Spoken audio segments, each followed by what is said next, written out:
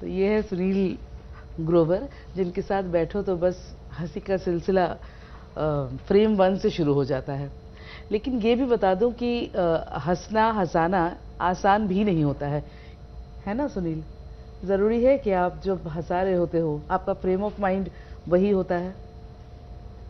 जब पैसे मिल जाते हैं तो वही होता है, नहीं मिलती तो बहुत मुश्किल होता है हंसाना।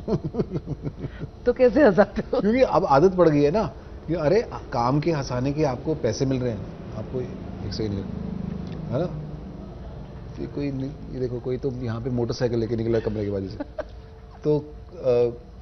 तो वो फिर बिना पैसे के हंसाना। अब जैसे कोई घर पे भी ना फंक्शन होता है, फैमिली फंक्शन होता है, तो जिसके मैं अभी थोड़े दिन पहले मेरी मासी जी की 50th एनिवर्सरी थी।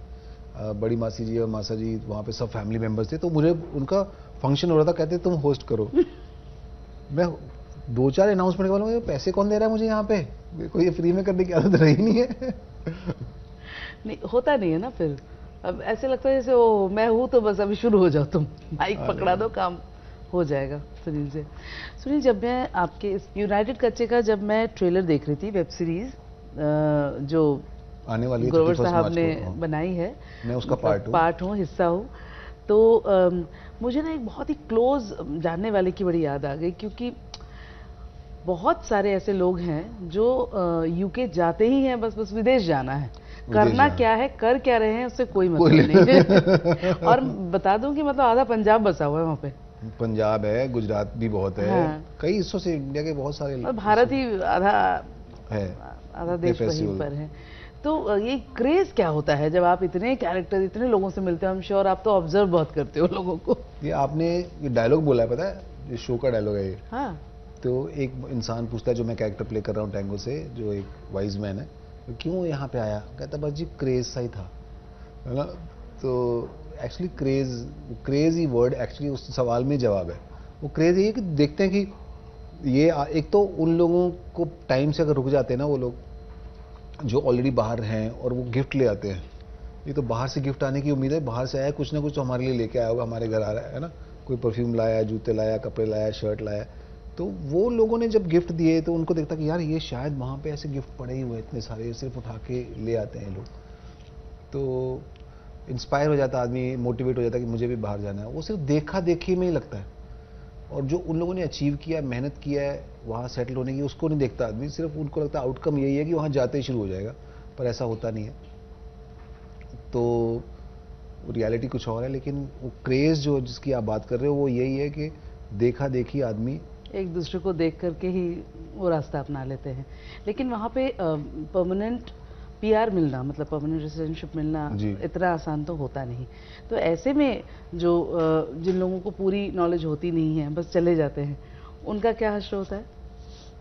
अब मेरे सामने तो नहीं, बस स्क्रिप्ट में जो उन्होंने मेरे को दिया वो हश्र मुझे पता है। बहुत धक्के खाने पड़ते हैं, छुप के रहना पड़ता है, आप मेडिकल फैसिलिटीज़ नहीं ले सकते क्योंकि आप पकड़े जाओगे, आप इंश्योरेंस बैंक अकाउंट नहीं खुलवा सकते, आप लीगली रेंट पे अपने नाम पे लोग रहते हैं तो पकड़े जाएंगे, तो काफ़ी सारी कॉम्प्लिकेशंस हैं जी। और कच्चे और मतलब रूल नहीं तोड़ सकते, रूल तोड़ेंगे पकड़े जाएंगे। हर एक देश की अपनी एक, एक्चुअली सबसे ज़्यादा रूल तो यही फॉलो कर रहे हैं इसका मतलब। हाँ। अच्छा, यूनाइटेड कच्चे नाम बड़ा अजीबोगरीब है, और कच्चे से जैसे कि फिल्म का सीन भी है आपका इलीगल इमिग्रेंट्स। हाँ, तो कच्चे से वैसे तो पता लगेगा कि यार ये तो कच्चे की बात कर रहा है, लेकिन इसका मतलब वहां पर कुछ और है। तो ये स्क्रिप्ट जब आई थी तो सबसे पहले वो टिक कहाँ से आया? मुझे आइडिया बहुत अच्छा लगा कि एक यूके में इलीगल इमिग्रेंट्स हैं और उस तरह का एक सिटकॉम बना रहे हैं Z5 जहाँ पे ये लोग रहते हैं, और कोई सिटकॉम वहाँ पे सेटअप करने का ख्याल रखना, बनाना, मुझे थॉट बड़ी नई लगी। तो मैंने कहा जरूर करनी चाहिए। हालांकि फिल्में बहुत सारी शूट हुई हैं वहाँ पे, पर इस तरह का सिटकॉम बेस्ड कॉन्सेप्ट जो कि एपिसोडिक है और एक बिगर आर्क भी है, एक लंबी चीज़ जब कहानी चलती रहती है, लेकिन हर एपिसोड में कुछ ना कुछ स्पेशल भी होता रहता है, तो जो कि आमतौर पे सिटकॉम फॉर्मेट में हम लोग देखते हैं। और किसी एक के स्टाइल में आपको अगर मैं इस फिल्म को देखने की गुजारिश करने को कहूँ, आप तो हैं ही हमारे साथ। चलो ठीक है, मेरे को राजेंद्र नाथ साहब का मैं बड़ा फैन हूँ। बचपन में जब भी उनकी फिल्म देखता था, स्क्रीन पे आते थे तो एकदम स्क्रीन लाइट अप हो जाती थी मेरे लिए। तो यूनाइटेड कच्चे, और देखिए 31 मार्च को डार्लिंग ZEE5 पर।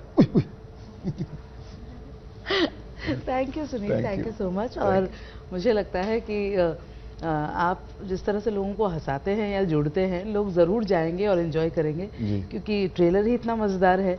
तो फिर आई विश सारे के सारे एपिसोड्स मज़ेदार होंगे। और यही है कि फिल्म तो मतलब तुरंत ख़त्म हो जाती है, इसे आप लॉन्ग फॉर्मेट आराम से देख सकते हैं। ठीक है, देखिए, ठीक है, टाइम निकाल के। ओके।